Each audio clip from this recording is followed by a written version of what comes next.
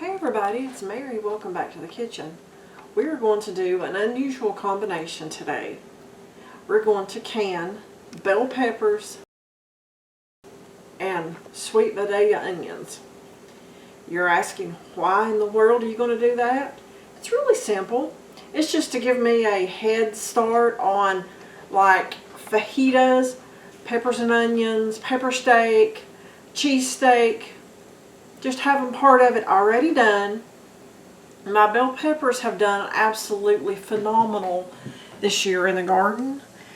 And I don't have a lot of freezer space, so I figured, hey, why don't I just can them? Takes up less freezer space and it's ready to go. So that's what brought us to this point, guys. So anyway, I have a bunch of peppers diced or sliced. I cannot tell you how many because what I'm going to do doesn't require exact measurements. It's use what you got. So I have this many peppers. So what I'm going to do is I'm going to blanch them for about 3 minutes, and then I'm going to shock them in ice water before we go on to that next step. I'm not sure how many of these I can get in here at one time. I'm shooting for at least half. You know what? They'll all fit in there. You get something to push them under the water. Okay, I'm going to cover these and they're going to come back up to a boil pretty quick. I mean, they're simmering pretty good right now. And then I'm going to take them out of this. Like I say, and blanch them, drain them, then we're going to start packing the jars. Okay, we've been blanching long enough, so I'm going to take it out of the boiling water. Turn it around this way and this way, that way we get closer and we don't make the mess. But we're going to take it and throw it in here and shock it.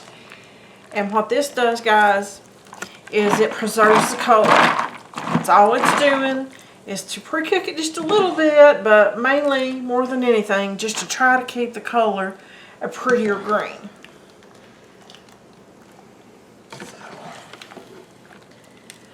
Okay. Now, while this is going to be melting the ice and cooling down, I'm going to refill this pot with some water because we're going to need some boiling water in a few minutes. Okay. Now, I mentioned the onions, okay? You can blanch the onions, but that's not absolutely required, so I'm not going to do that. So, I'm going to wash this and get it on the heat again and get ready to start filling our jars. Okay, the peppers have cooled off, so I'm going to take them and we're going to put them in a strainer and let the majority of this cold water rinse off of there. Pretty simple so far, right guys? I don't think we'll have a problem with it. So let me go over here to the sink, pour the rest through my little fancy scoop and put it right there.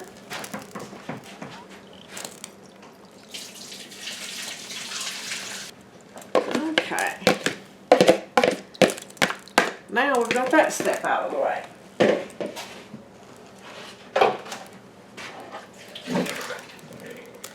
I have my jars over here in warm water. Now folks, right here is where we have a few options. Okay, I said peppers and onions, which that's what we're doing. These are just bell peppers. And these are Vidalia onions. Okay, the amount you use is up to you. I think I have about 6 or 7 pints of peppers. And then this is almost 4 pints of onions. So that's what I have. So I'm going to put some onions down in the bottom. Then I'm going to put some peppers. Now you could add salt to this if you want. I'm not going to because everything that I'm going to use them in will probably already have salt in there. And guys, we don't use very much salt here. So let's go with a little bit more onion on top. We're trying to heat that up to come to a boil.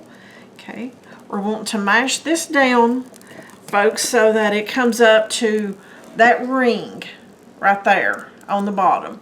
That is about 1 inch of headspace. Do I know how many I'm going to get? Guys, no. It's just one of those things.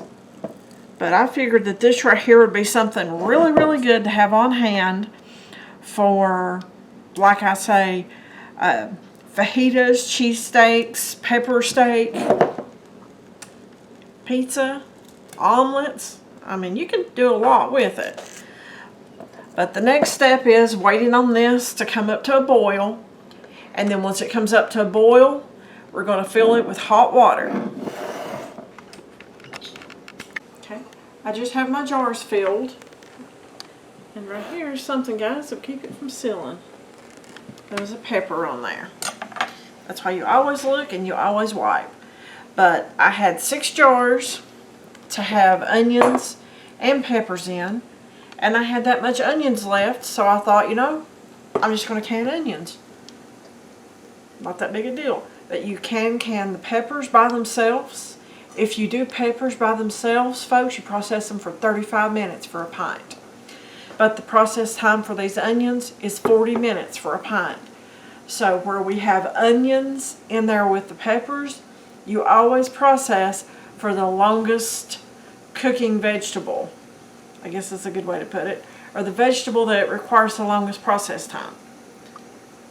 And that is the onion. So, as you can tell, that's warm. Okay. My jars were warm, and I have my canner heating up. So you always try to do the same temperature. That way you don't have any breakage. Okay. What I'm doing right here is called debubbling. That's basically, I'm just mashing down in here to get water down inside the all of it and trying to prevent a bunch of air bubbles. That's all it is. Okay, so I have it filled up to my rim right there. So I'm just simply wiping the lid off. Like I say, you could add salt, or some people even add a little vinegar, but I'm choosing neither, just the veggies. Okay, put that on finger tight, because if you put it on there too tight, your lids are going to buckle and they won't seal. But it's just finger tight.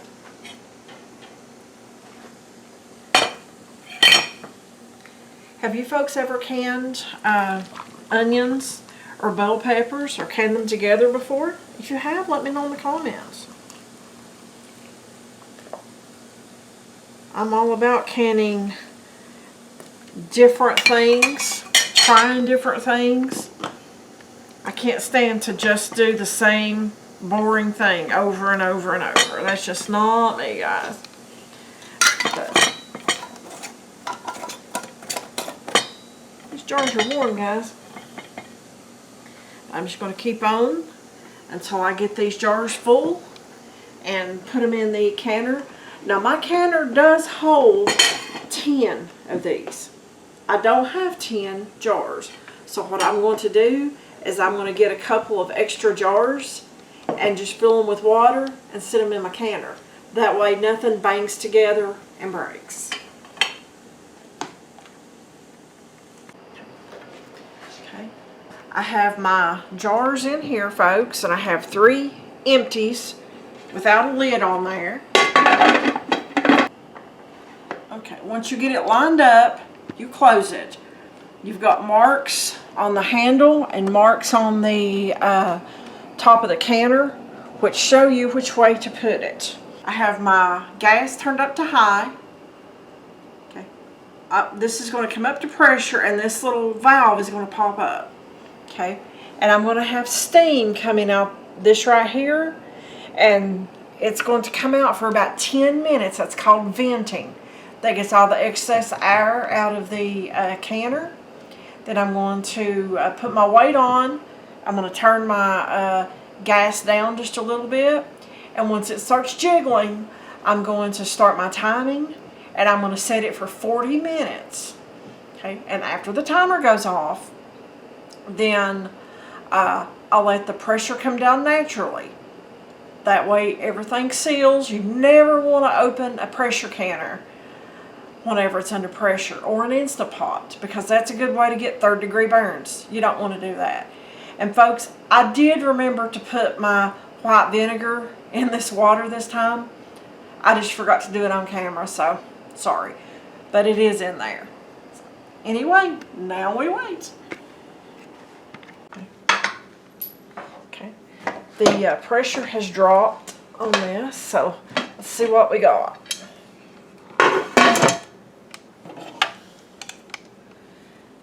Okay, they've all sealed.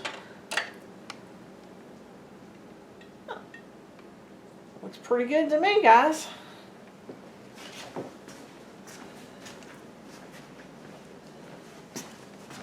Put it right here beside that beautiful tomato juice. What do you think?